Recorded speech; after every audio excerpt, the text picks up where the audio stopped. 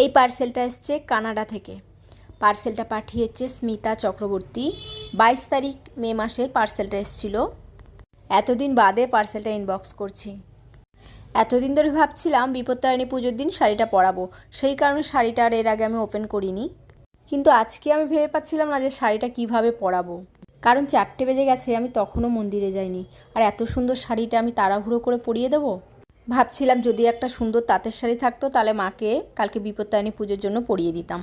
মন্দিরে গিয়ে দেখলাম আজ সকালে দুটো তাঁতের শাড়ি দিয়ে গেছে, একটা অরেঞ্জ কালারের আর একটা আমি ঠিক যেরকম ভাবছিলাম ঠিক সেরকম। সিরিয়াসলি দেখে না মনটা আমার সত্যি খুশি হয়ে গেছে।